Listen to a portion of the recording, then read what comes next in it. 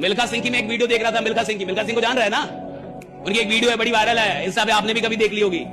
मिल्खा सिंह बोलते हैं कि मैं चक्कर लगाता था, दौड़ता था, चक्कर लगाता था, तो जब चक्कर लगाते मुंह से मेरे खून निकलने लगता था।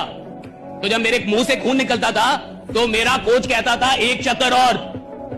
तो मिल्खा बोलते हैं कि मैं बोलता था मैं मर जाऊंगा, तो कहते मेरा कोच बोलता था तू मर जा लेकिन एक चक्कर और, अरे तू मर जा। चाहिए जितना सुनने में आसान है उतना एहसास करने में बड़ा मुश्किल। आपके मुंह से खून निकल रहा है, आप बोल रहे मैं मर जाऊंगा, कोच बोल रहा है तू मर जा। कोच कह रहा है तू मर जा लेकिन एक चक्कर। आपको लगेगा कोच बहुत हरामी है, खराब आदमी है, साला इतना बकवास आदमी है, कह रहा मर जा। वो कोच जानता है कि इसने जितने चक्कर मारे हैं ना, इससे ये वर्ल्ड चैंपियन नहीं बनेगा, लेकिन ये जो आखिरी चक्कर मारेगा ना, ये इसको वर्ल्ड चैंपियन बनाएगा। ये जो आखिरी चक्कर, right, the last round, the last. जो देश कमजोर पड़ेगा उसको बड़ा देश खा जाएगा, जो मछली कमजोर रहेगी बड़ी मछली खा जाएगी, जो इंसान कमजोर रहेगा उसको बड़ा आदमी खा जाएगा। हमेशा याद रखिएगा, बकरा कितना भी सीधा हो उसकी एक न एक दिन बलि चढ़ जाती है, और शेर चाहे बड़ा हो बूढ़ा हो कैसे, उसका बलि कहीं नहीं दिया जाता है। इसलिए अपने आप को आज बनिए या कल बनिए, शेर बन के स्थापित कीजिए, नहीं तो चबा जाएंगे लोग।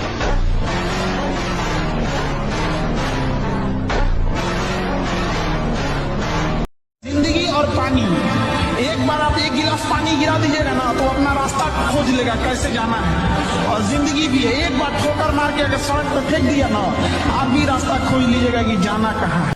वही व्यक्ति उलझेगा जो पैसे से कमजोर, क्योंकि जब पैसे से आप कमजोर रहेंगे ना तो बहुत कम लोगों को जानेंगे, बहुत कम लोगों को जानेंगे। समाज में एक बड़े लेवल में आपको कोई नहीं पहचानेगा। इस वजह से ना आप छोटे से एरिया को एक दुनिया समझ जाएंगे, हमारी जाति हमारी बिरादरी है। लेकिन जब आप आगे बढ़ेंगे और समाज का एक बड़ा हिस्सा को जानेंगे, एक्सपोजर जब बड़े लेवल का होगा तो आपको स्वयं जाति छोड़ना पड़ेगा, क्योंकि तब आपको समाज के बड़े हिस्से से आपकी जान पहचान। जिस 20 साल की उम्र में लड़के भटकते हैं, गलत रास्तों पे जाते हैं, वो दारूबाजी की तरफ जाते हैं, लड़कीबाजी की तरफ जाते हैं, वो मस्ती की तरफ जाते हैं, उस टाइम में अपनी जिंदगी का निर्माण कर रहा था। उन सफल लोगों को पढ़कर जो विश्व को रास्ता दिखा रहे थे, मैंने 20 साल की उम्र में वो आदतें डाली जो दुनिया के सफल लोग करते थे।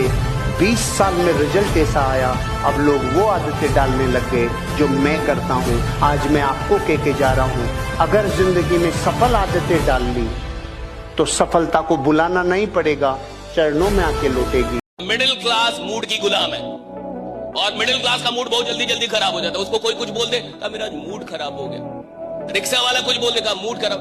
पर कितना सस्ता मूड है रे बाबा, कोई खराब कर दे रहा है। राइडा, कितना सस्ता मूड है, कोई खराब कर दे रहा है। कि किसी आदमी ने बोल दिया नहीं जुड़ना, मूड खराब हो गया उसका। कोई आदमी बोल दिया मेरे से नहीं होगा जी, उसका मूड खराब हो गया। भाई कितना सस्ता मूड है, हालांकि कोई खराब करके जा रहा है।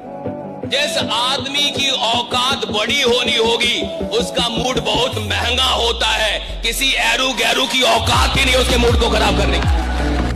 मुझसे कोई पूछे कि सबसे प्यारी चीज क्या है तो वो है रिस्क। रिस्क नहीं तो इश्क नहीं, कुछ नहीं है जिंदगी।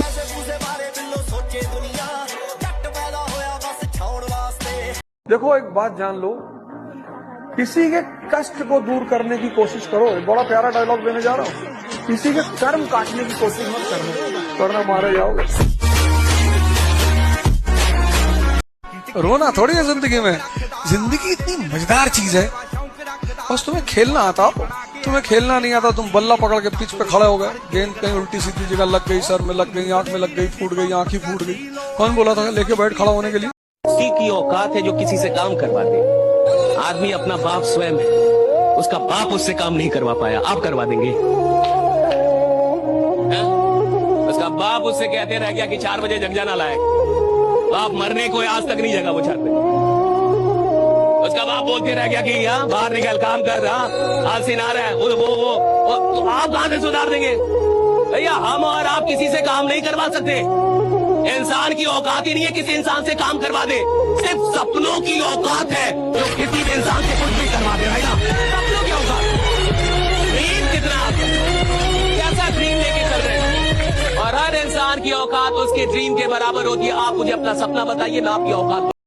कामयाब जितना हो जाइए एकदम शालीनता से रहिए कि आपके बगल वाले आदमी को जब पता चले तो दंग रह जाए, अरे बाप रे बाप, उसको तो हम अंडर एस्टिमेट कर रहे थे। दुबई जिसने बनाया था शेख राशिद, उसका इंटरव्यू लिया। बहुत इंपॉर्टेंट बात है सर। और इंटरव्यू लेने वाले ने पूछा, सर आप अपना भविष्य क्या देखते हैं? उसने बोला, मेरे पिताजी ऊंट पे चलते थे, मैं मर्सिडीज पे चलता हूँ, मेरा बेटा रॉयल्स रॉयस में चलता है और मेरा पोता फिर ऊंट पे आएगा।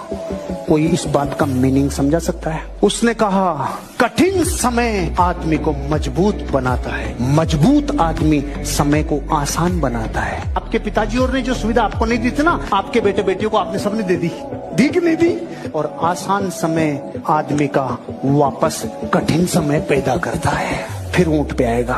क्योंकि जब जब आसान समय होता है ना, तो इंसान वापस आलसी होता है, कार्य करता नहीं बनता, क्योंकि चारों तरफ हरा ही हरा दिखता है। तो उसने कहा, इसलिए मेरा पोता ऊंट।